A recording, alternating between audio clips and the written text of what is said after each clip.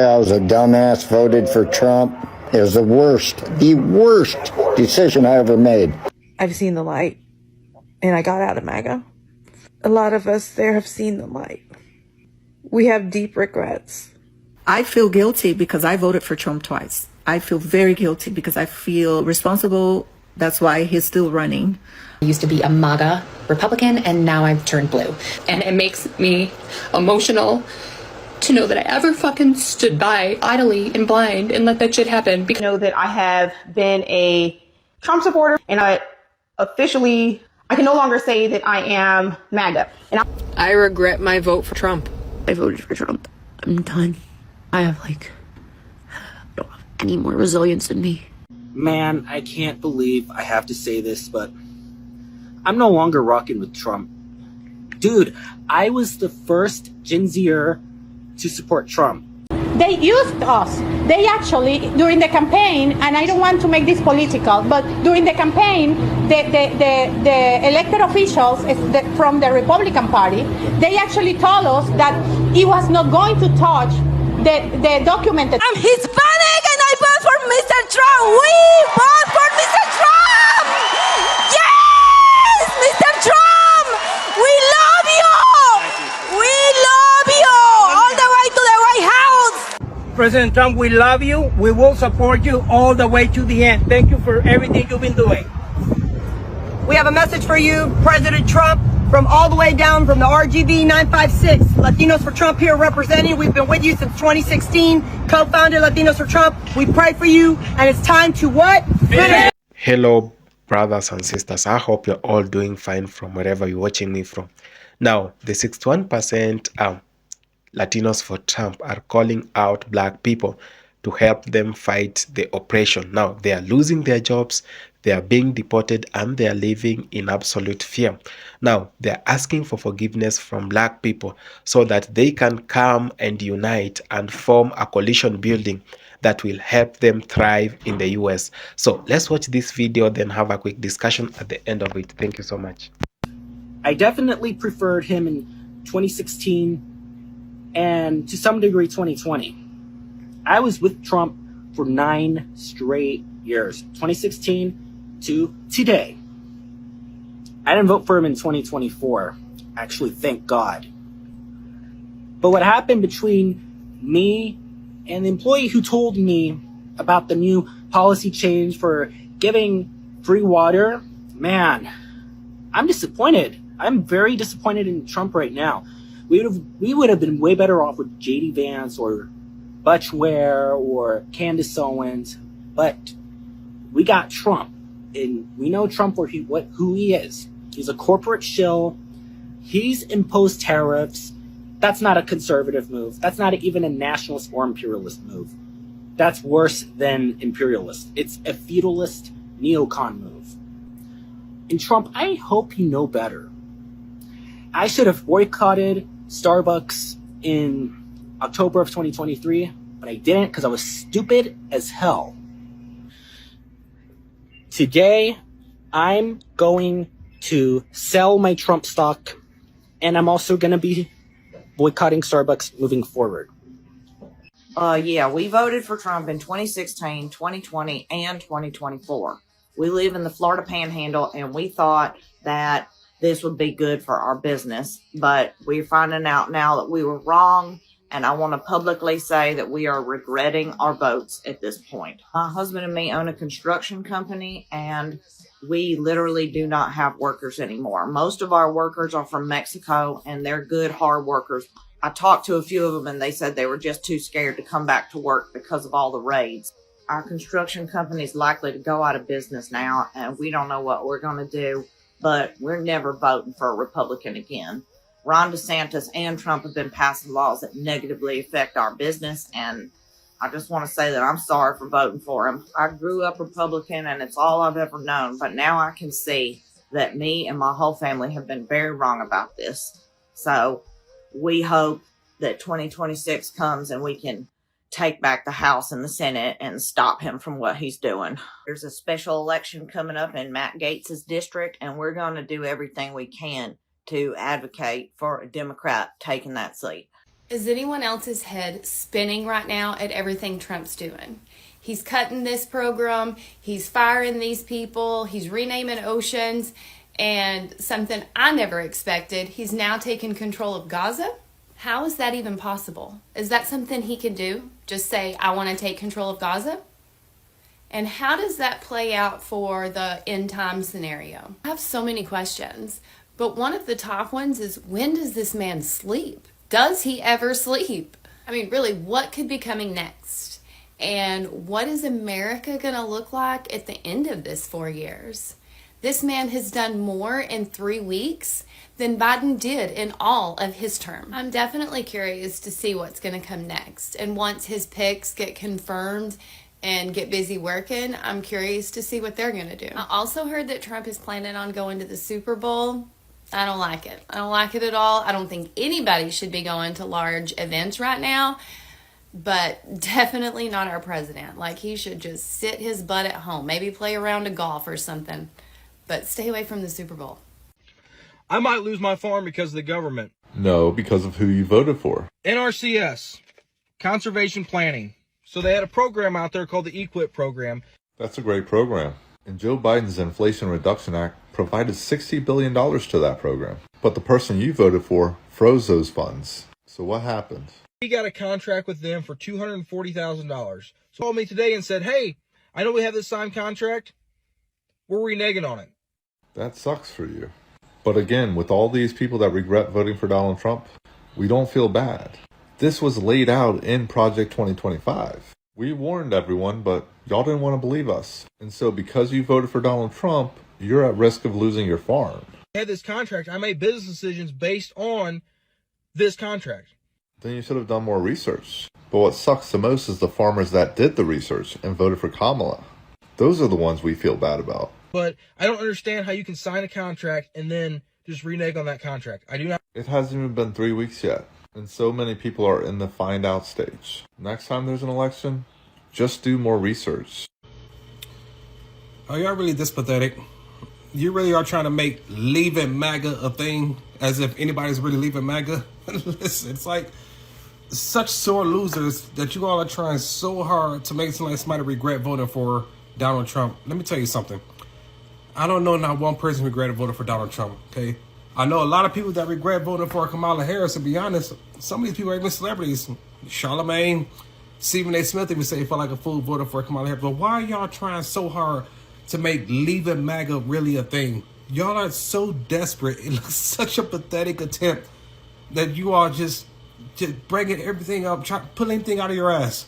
Like nothing is working for y'all. It's just a complete embarrassment. And which y'all would just realize it. That nobody regret voting for Donald Trump. The reason why we can tell you the reason why we voted for Donald Trump. Because what he campaigned on, and exactly what Donald Trump is doing is exactly what he campaigned on. We're happy. We're cheering for it. But can nobody that actually voted for Kamala Harris tell me why they voted for Kamala Harris without mentioning Donald Trump's name? So, it makes it, we're happy. We're cheering. There's no such thing as a hashtag leaving MAGA since it's supposed to be trending now. I don't know why y'all keep making up this nonsense. You lost. Accept it. Leave us alone. We're having a blast. We're celebrating. We have not stopped celebrating. Well, wouldn't you know? So now you're finding out that Americans, you voted for Trump there, you're finding out that you may not get your Christmas bonuses because of the tariffs, because your employers are going to need to, quote-unquote, stock up on supplies before the tariffs kick in. Ooh, people have been explaining what tariffs are for a long time now. Democrats have been trying to tell you it's a bad idea. FAFO. Hey y'all, so I've been seeing it float around that there are some MAGAs who actually do regret voting the way that they did. And what I have to say about that is good. Because honestly, the more you regret the thing that you've done, the more uncomfortable it is for you to sit with it, the more likely you are to remember this for next time. Maybe you're finally going to admit to yourself, I was wrong. Maybe you're finally going to admit to yourself, other people were right. Maybe you're going to admit to yourself, I made a huge mistake. I never should have done that. Maybe you will finally admit to yourself, I got taken in. I fell for a con. Maybe also you will admit to yourself that you don't care about anyone or anything unless it directly involves you. Maybe you'll finally admit that all of the people who were fighting for the cushy life that you had been living are the exact people whose lives you voted against. Maybe you'll finally realize how complacent you'd become. And maybe you'll finally realize, yeah, you know what? I actually was/am racist. Maybe you'll finally admit that you had been living with bigotry and racism up until that point, or maybe even now still. And maybe you're going to finally realize that what we're all facing now, you included, is not how we want to live. So yes, good. Regret it. Be uncomfortable. Sit with that, because nobody's going to have any sympathy for you. You're going to sit with that all alone, and you're going to have to face some hard truths. And I really, really hope that this experience changes you for the better. Because honestly, if it doesn't, then you kind of truly are a lost cause. Meanwhile, everybody else, what do we get to say? I told you so. So I'm in Walgreens, and there's this guy in front of me who's all decked out in his MAGA gear. The one with the daddy's home, you know, with the fist in the air. Anyway, he's there with his MAGA hat on and his Trump shirt, and he's getting his prescriptions. So the lady behind the counter that's helping him lets him know, sir, I've noticed that you have TRICARE as your insurance, and I'm just letting you know you should be getting a letter in the mail that we are no longer going to be contracted through them at the end of this month. He said, what do you mean? We got Selfridge right down the road. What do you mean you ain't going to be contracted through no veterans insurance? And she said, sir, there are a whole lot of administrative changes that are going to be going on, and Walgreens, the company, is unsure of what contracts through the VA, what contracts for the military are going to be revised or pulled. She says, now, I'm sure there are other pharmacies such as CVS or mail-in pharmacies such as Express Scripts that will still honor your insurance. But as far as Walgreens, we will not. And boy, did this man get so mad. He didn't understand what was going on. So she broke down to him what was happening. She's like, you know, he's talking about getting rid of VA hospitals. He's getting rid of possibly disability for veterans, or putting a 10-year max cap on that, and it's going to be an extremely hard process to even be approved for that. So this guy, he's just like staring at her, and he goes, well, shit, I don't know what I'm going to do. He said, you know, the only thing that I live off of right now is my VA and my Social Security. And she just kind of looked at him, and I looked at him, and I said, they're going to be taking your Social Security too. And I looked down at his shirt, and I looked back up at him. I said, you know, from one veteran to another, Daddy doesn't give a fuck if you have your medicine or not. He really doesn't. He doesn't care that you served. He deferred his freaking draft 4 times because his feet hurt. I mean, what do you expect from the guy? Well, Republicans are supposed to be all about their military. I said, this is not about Republicans and Democrats, sir. There's Republicans, there's Democrats, and then there's MAGA. And I said, and unfortunately, you're all a part of the MAGA. I said, hey, you voted for him. You fucked around, and now you're going to find out. And I kind of feel bad because his face was just so like this was the first time he ever heard this. This was the first time he was ever hearing that as a veteran, his benefits, his security is being threatened. that his Social Security is being threatened. Like, where the fuck are these people staying? Where are they at? Like, living under a rock? I don't get it. But anyway, that's my story. You know, at the end of the day, with all of MAGA figuratively shoving our nose in our own shit like we're dogs in order to feel superior about Trump winning the election, I actually pity this man that she's talking about. And here's the thing. We have no idea what's going to happen. And I'm a veteran. My parents are veterans. I'm a military brat through and through. And now veterans' options are going to be severely limited, as if vets don't have hard enough time already. There's a lot of consequence that comes from the results of elections and the words that comes out of politicians' mouths during these elections. It kind of reminds me of this debate I was having with somebody recently who was saying, don't worry about mass deportations. That's not going to happen. He doesn't have the power to do that. It was just a ploy. It was a talking point or whatever. Well, that remains to be seen. And beyond that, he appears to be doubling down. It's going to have massive implications for our economy. And even if that never happened, which it's looking like it is, just the fact that it has been used as a part of his political strategy is going to have, and has had, demonstrable consequences in our communities. The same way that his Project 2025 initiative that he pretended to... I have a question. Where in the hell is Joe Biden and Kamala Harris? Why are they not saying something? Why are they being so damn quiet? I don't understand this. Over the weekend, I saw a few Latina women going viral.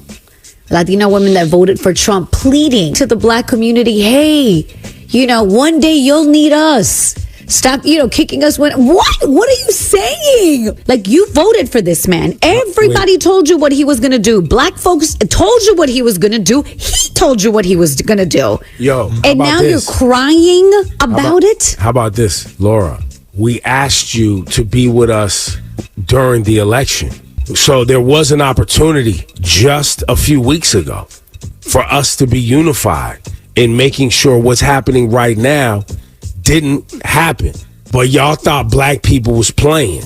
Y'all thought Black people just bring up race too much. Y'all came to this country thinking, Black people are lazy. No. You played yourself. We've been telling y'all, they don't want you to be successful if you're not white. I have been on this radio so many times saying, if anything, you might be conservative, fiscally conservative, whatever, but the only thing that protects people in rural America who are not white is the federal government. All that's on pause. Freeze. I'm trying not to laugh.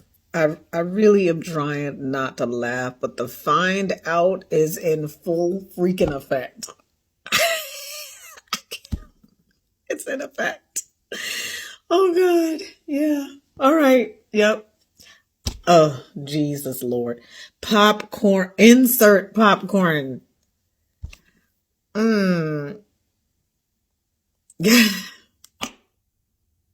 Yeah.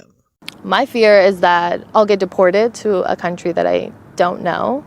As you may have heard, many Cubans with permanent residency may now be facing deportation after having returned to Cuba with their permanent residence card. And this is because when you file for asylum and you are granted asylum, and many of these individuals obtain their permanent residency after seeking asylum successfully, they are essentially saying that they're scared to return to their home country. And so when they did return to Cuba, now they are being flagged for committing fraud. And if in fact you travel back to your home country, whether you're from Cuba or not, if you have asylum granted and you are now a permanent resident, you should be very, very wary of traveling back to your home country and not being placed in secondary inspection when you re-enter the United States. It is obvious that you're going to be flagged, and I've been saying this for many years,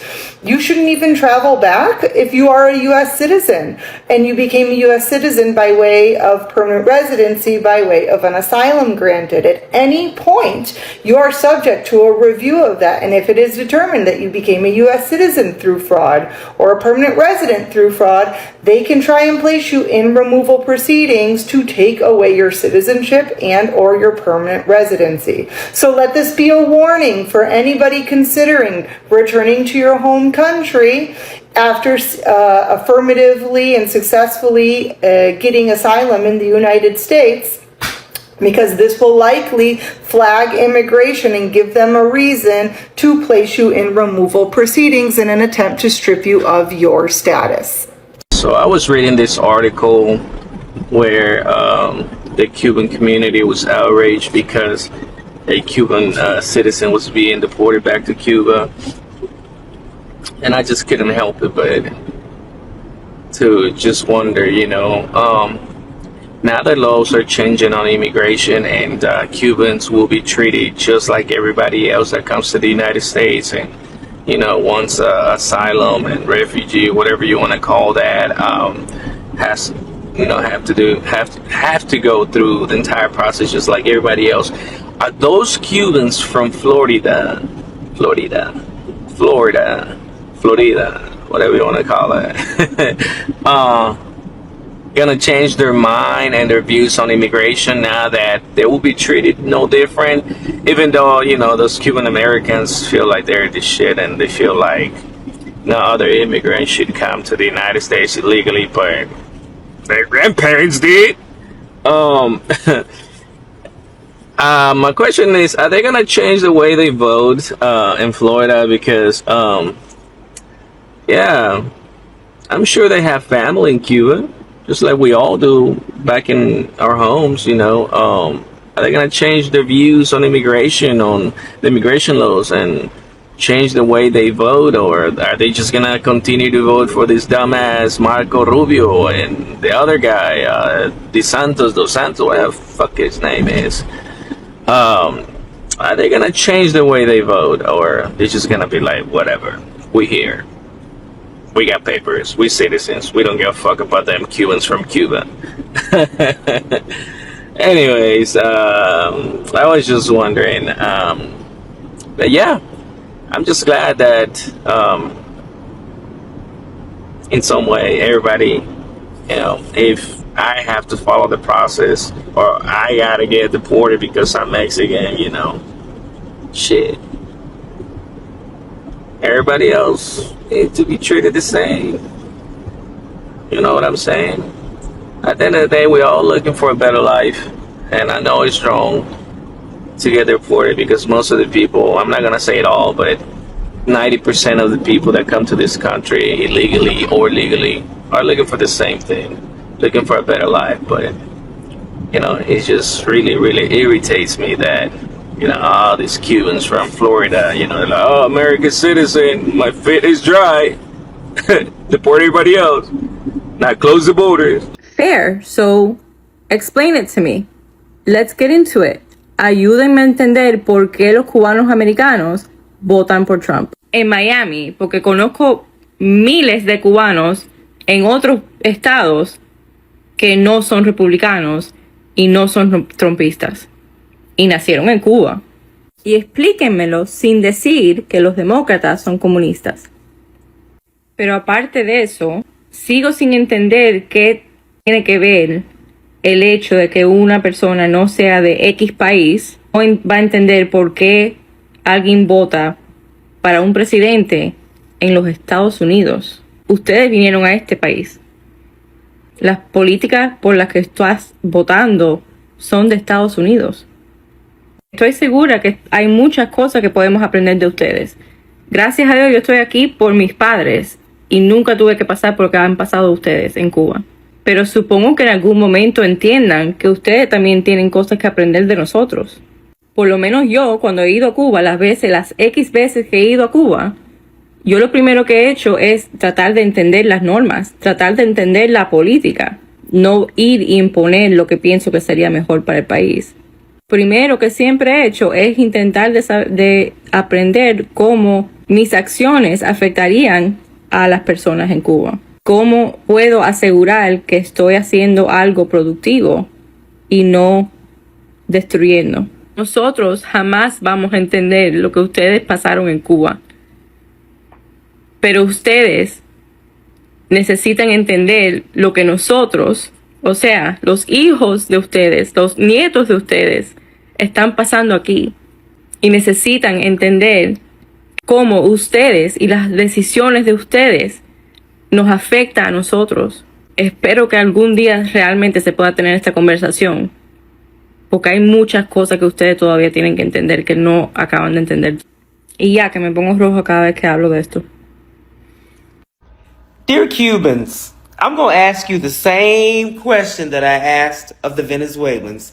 But here's the thing. See, you thought your racism was going to save you from those consequences, and they didn't. Well, the only thing I can say is, have a nice trip, bye! For Trump, it is time to embrace the consequences of your actions. I've always been a firm believer of fighting fire with fire. If somebody goes low, I'll go lower. Now, with that being said, I know for a fact that most Latinos for Trump have undocumented family members, whether that be their parents, siblings, aunts, uncles, etc. So if you know of a Latino who voted for Trump, I urge you to call this number and report said family members. It's time that these Latinos for Trump get a taste of their own medicine and a taste of poetic justice. Now, I know what you may be thinking, Angel, this is extreme. And I agree. But extreme problems call for extreme solutions. And unfortunately, many innocent people are going to be affected by this, but you can't be that innocent if you raised a Latino for Trump. And before all of the Latinos for Trump come at me all angry, this is what you wanted. This is what you voted for. You should be happy. Let me see that smile. But there you have it, guys. Once again, there is that number. You know what to do. It's time that these Latinos for Trump learn the hard way. Brothers and sisters, this is the time we should rise up and see whatever the world has been doing to us. Now, we are seeing Latino people, those who stood with Donald Trump, crying out after mass deportations and losing their jobs. Now, they are living in total fear and they are calling out for black brothers to come and help them. Now, I've been going through some comments on some videos, and I've been seeing on how black people have been reacting. I've been seeing how the Latinos are melting down and calling out and asking for forgiveness at the same time. But the big question is, why should it come at their time of, like, when they're in trouble, when they only need black folks? Why didn't they do this some years back? Because black people or black folks have been facing a lot of oppression in the diaspora. And black people have been facing a lot of systematic racism in the diaspora. When I talk of this, I want to address African Americans and black Americans and foundational black Americans. Now, this is whatever we have missed for a long time.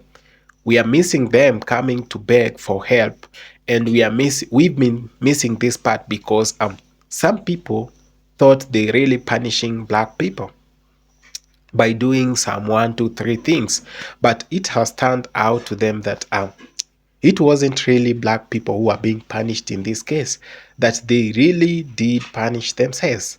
You can ask yourself, they voted after reading the policies, the the Republican policies that were set there before elections, and of which they were to implement them after ascending to power. So when we see these meltdowns, it's because maybe they didn't think it is going to affect them. And when Donald Trump was talking about mass deportation of illegal immigrants and those who are not the citizens of the US, so they really thought maybe it won't affect them in a way. So the 61%, the 70% Latinos for Trump are now coming out crying and saying that, you know what, black people, we are sorry. We get it that you are mad about whatever we did, but Forgive us and let's work together. This is not the time for the division. And you ask yourself, when George Floyd was brutally murdered, and then black folks started a movement that Black Lives Matter, then they went ahead, uh, they had protests in the streets across the US and so many other places in the UK, and where black people are, there were protests. But we never saw Latinos joining black people. This is whatever upsets black people the most. Black Americans are actually calling out their own brothers that we know you are going through a lot, but why now? But why now? If you are really, really genuine with your apology, it could have come earlier than this. Why this timing? Why when you people are in trouble? So really, this really shows that black folks are only needed at the time of help, but when that is done or gone, they become useless. So if there is a time for black folks to unite and realize that no one has always been there for them, that they have been there for themselves, it is black for black. Now, after this realization, I think all black folks will want to unite at up and do whatever is good for themselves.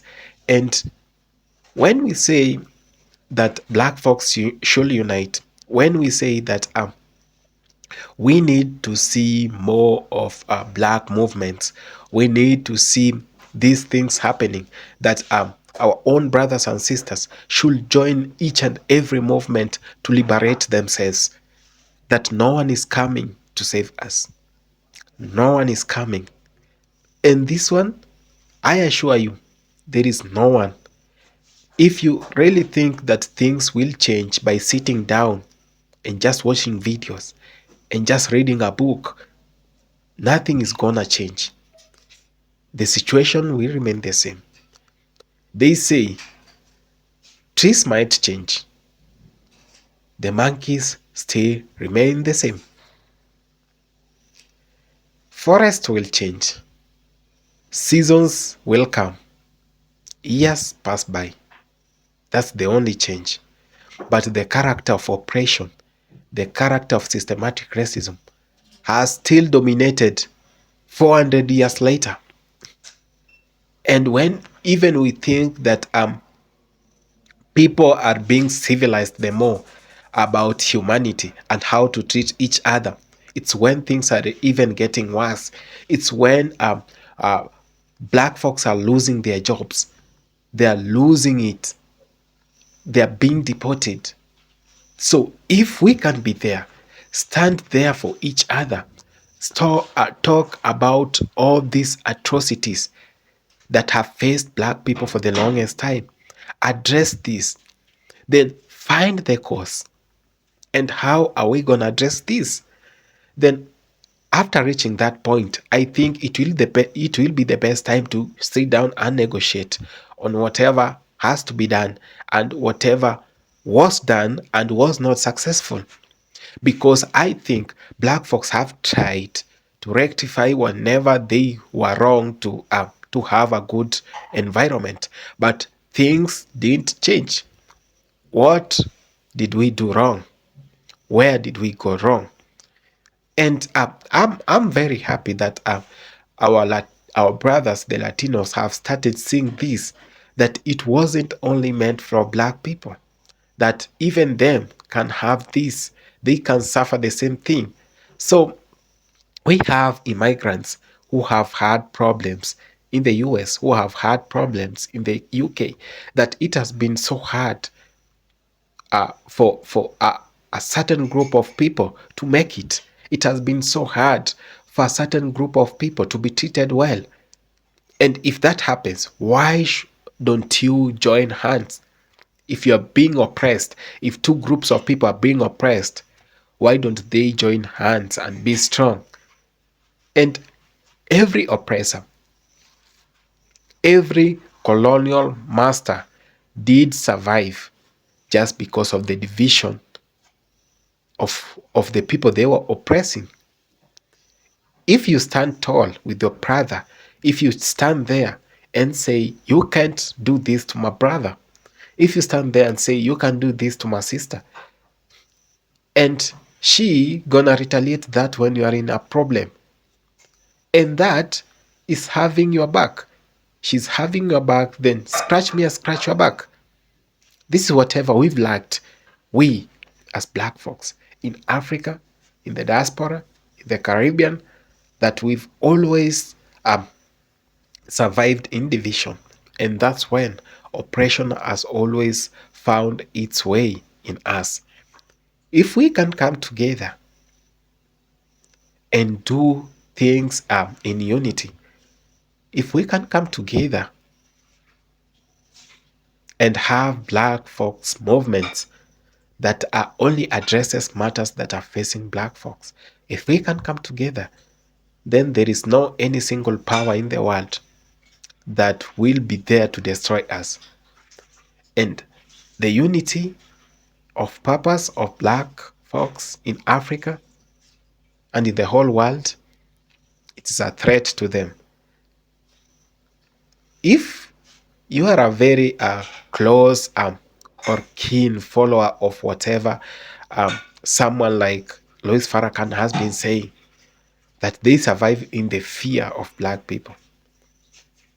The same thing Ibrahim Traore in Africa says, they have survived in the division of Africa. The great Pilo Lumumba said, the unity of black folks means the collapse of Babylon. Back in 1963. And we had someone like Martin Luther King talking about black unity. And we still had some good people like Malcolm X in his viral interview. He said, when black folks will open their eyes, see the oppression that has been done to them, and realize that no one is coming to save them, they will waken up, they will do marvelous things, and in their unity, Babylon will fall. I want to say, in the unity of black folks, Babylon is going to fail. This is the time. There is no any other time we can do this. If you have a chance to do it, let's do it right now. Let's do it because it's the 21st century. We are still living as if we are in the 1960s, where we still can't talk of our rights, where our rights have been stripped off, and we still see the exploitation. We still see the oppression, the racial systematic racism, and all that, and all this stuff must come to an end. Thank you so much for having taken the time to watch this video. I appreciate so much. If it's your first time on this channel, please consider subscribing, sharing, commenting, and liking this video. I appreciate you all.